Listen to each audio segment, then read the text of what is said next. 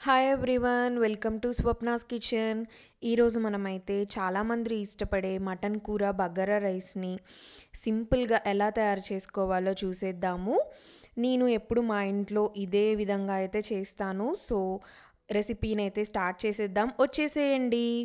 ముందుగా అయితే మటన్ ఎందులో అయితే వండుకుంటున్నామో ఆ కుక్కర్ తీసుకొని ఒక 3 టేబుల్ స్పూన్స్ ఆయిల్ వేసుకుంటున్నాను. ఇక్కడ శుభ్రంగా కడిగి పెట్టుకున్న మటన్ నేను 1/2 కేజీ తీసుకున్నాను. ఈ ఆయిల్ వేడైన తర్వాత ఒక పెద్ద ఆనియన్ని సన్నగా కట్ చేసుకొని వేసుకున్నాను. 2 పచ్చిమిర్చీలు కూడా మధ్యకి తుంపి వేసుకొని ఆనియన్స్ అనేవి మనకి గోల్డెన్ కలర్లోకి వచ్చేంత వరకు ఫ్రై అవ్వనివ్వాలి. దీనికి ఒక 3-4 నిమిషాలు అయితే పడుతుంది.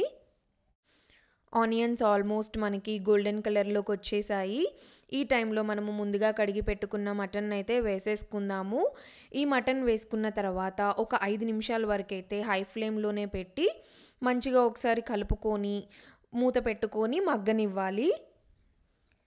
ఇలా మనం ఒక 5 నిమిషాలు హై ఫ్లేమ్లో పెట్టుకొని మటన్ని మగ్గనించడం వల్ల ఏంటంటే మటన్లో నుండి వాటర్ అనేవి చక్కగా వస్తాయి. దానివల్ల మటన్ కూడా కుక్ అవుతూ ఉంటుంది. సో ఇప్పుడైతే మూత పెట్టుకొని 5 నిమిషాల వరకు అయితే ఉంచుదాము. చూస్తున్నారు కదా, వాటర్ అయితే మంచిగా వచ్చాయి మటన్లో నుండి. ఒకసారి మొత్తం కలిపేసుకొని అల్లం వెల్లుల్లి పేస్ట్ అయితే యాడ్ చేసేసుకుందాము. ఈ టైంలో ఇక్కడ నేను తీసుకున్న మటన్ 1/2 కేజీకి 1 స్పూన్ అల్లం వెల్లుల్లి పేస్ట్ అయితే కరెక్ట్గా సరిపోతుంది. ఒకవేళ మీరు మటన్ 1 కేజీ తీసుకుంటే నేను చెప్పిన క్వాంటిటీస్ అన్నిటికీ మీరు డబుల్ వేసుకుంటే సరిపోతుందండి. కొద్దిగా పసుపు వేసుకొని ఒకసారి మరలా మొత్తం కలుపుకొని అల్లం వెల్లుల్లి పేస్ట్ ముక్కలకి పట్టేలాగా ఇప్పుడైతే మనము సిమ్లో పెట్టుకొని ఈ మటన్ని మంచిగా మగ్గనివ్వాలి. మటన్ కొంచెం మంచిగా మగ్గితేనే బాగుంటుందండి. అల్లం వెల్లుల్లి పేస్ట్ కూడా వేసాం కాబట్టి వేగాలి కదా అదంతా. సో ఈలోపు మనమైతే బగారా రైస్ స్టార్ట్ చేద్దాము. మనం ఎందులోకైతే బగారా రైస్ చేస్తున్నామో ఆ గిన్నె పెట్టుకొని ఒక 2 టేబుల్ స్పూన్స్ ఆయిల్, 1 స్పూన్ నెయ్యి అయితే వేసుకుంటున్నాను. నెయ్యి వేయడం వల్ల ఫ్లేవర్ చాలా బాగుంటుందండి. ఆయిల్ వేడైన తర్వాత మన హోల్ బిర్యానీ మసాలా మొత్తం వేసుకొని ఒక పెద్ద ఆనియన్, ఒక 5 పచ్చిమిర్చీలని కట్ చేసుకొని వేసుకున్నాను. చూస్తున్నారు కదా, ఆనియన్స్ ఒక 2-3 నిమిషాలు వేగిన తర్వాత ఒక 1 స్పూన్ అల్లం వెల్లుల్లి పేస్ట్ అయితే వేస్తున్నానండి. అల్లం వెల్లుల్లి పేస్ట్ కూడా వేసి మొత్తం కలుపుకుందాము ఒకసారి. ఈ అల్లం వెల్లుల్లి పేస్ట్ కొద్దిగా వేగాలి ఆనియన్స్లో. ఇప్పుడు ఒక 2 నిమిషాలు అయిన తర్వాత ఒక 2 టమాటాలని మీడియం సైజువి తీసుకొని మంచిగా టమాటాలు సాఫ్ట్ అయ్యేంత వరకు అయితే కుక్ చేసుకోవాలి. ఇక్కడ నేను బగారా రైస్ 2 గ్లాసులు చేస్తున్నానండి. సో మీరు తీసుకున్న క్వాంటిటీ బియ్యానికి తగ్గట్టుగా మీరైతే టొమాటో యాడ్ చేసుకోవచ్చు. టమాటో కొంచెం సాఫ్ట్ అయ్యాక ఇక్కడ ఒక కప్ కొత్తిమీర, ఒక కప్పు పుదీనా వేసుకొని మంచిగా ఇంకొక 5 నిమిషాల వరకు అయితే సిమ్లో పెట్టుకొని వీటన్నిటిని అయితే మనం మగ్గనిద్దాము. టమాటో ఒక్కటి సాఫ్ట్గా కుక్ అయిందో లేదో మీరు చెక్ చేసుకున్నారంటే సరిపోతుంది. ఈ విధంగా మనకి వీడియోలో చూపిస్తున్నట్లుగా టొమాటోలు అయితే ఆల్మోస్ట్ పర్ఫెక్ట్గా కుక్ అయిపోయాయి. ఇప్పుడు మనమైతే వాటర్ యాడ్ చేసుకుందామండి. ఇక్కడ నేను తీసుకున్న బియ్యం 2 గ్లాసులకి 4 గ్లాసెస్ వాటర్ అయితే యాడ్ చేస్తున్నాను. గ్లాస్కి 2 గ్లాసెస్ వాటర్ చొప్పున అనమాట. సో 4 గ్లాసులు వాటర్ పోసుకొని మన రుచికి తగినంత ఉప్పు వేసుకొని మూత పెట్టుకొని వాటర్ అనేవి ఒక బాయిల్ రావాలి. హై ఫ్లేమ్లో పెట్టుకోండి. చూస్తున్నారు కదా, ఇప్పుడైతే మన వాటర్ అనేవి అయితే ఒక బాయిల్ వచ్చింది. ఒక అర్ధగంట వరకు నేను బియ్యంని నానబెట్టుకున్నాను. సో ఇప్పుడు బియ్యం అన్నిటిని అయితే యాడ్ చేసుకుంటున్నాను. హై ఫ్లేమ్లో పెట్టి మనకి అన్నం అవుతూ ఉంటుంది. ప్యారలల్గా మటన్ కర్రీ, బగారా రైస్ 2 అయిపోతూ ఉంటాయి. మన టైం అనేది వేస్ట్ అవ్వకుండా సాల్ట్ ఒకసారి చెక్ చేసుకొని మూత పెట్టేసేయండి. ఇప్పుడు ఒకసారి అయితే మనం మటన్ని చెక్ చేద్దాము.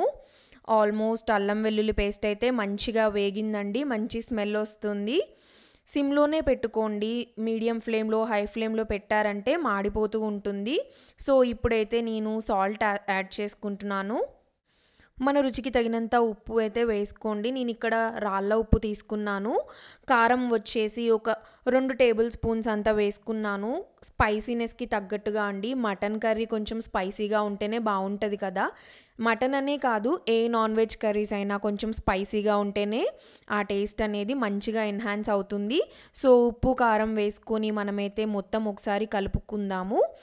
ఇక్కడ మీకు ఒకవేళ మాడిపోతున్నట్టు అనిపిస్తే కొంచెం వాటర్ అయితే యాడ్ చేసుకోండి, ఒక హాఫ్ టీ గ్లాస్ వరకు. నేనైతే ఒక half tea glass water add చేసుకొని సిమ్లోనే పెట్టుకొని ఇంకొద్దిసేపు అయితే మటన్ని మొత్తము మగ్గనిద్దాము. మనము ఎంత మంచిగా మగ్గనిస్తే మటన్ అనేది అంత టేస్ట్ అనేది బాగుంటుందండి. సో మీరైతే ఖచ్చితంగా మటన్ని మంచిగా మగ్గనిస్తేనే కూర టేస్ట్ అనేది బాగుంటుంది. సన్నగా తరిగి పెట్టుకున్న కొత్తిమీరను కూడా కొంచెం వేసుకొని ఒకసారి మొత్తం కలిపేసుకుందాము. ఎలాగో ఇక్కడ మనకి మటన్ మగ్గడానికి 10 మినిట్స్ పడుతుంది కాబట్టి ఒకసారి బగారా రైస్ని చెక్ చేద్దాము. హై ఫ్లేమ్లోనే పెట్టుకొని బగారా రైస్ని ఉంచాం కదా, సో మనకి అన్నంలో వాటర్ అంతా పోయి అన్నం ఉడుకుతుంది.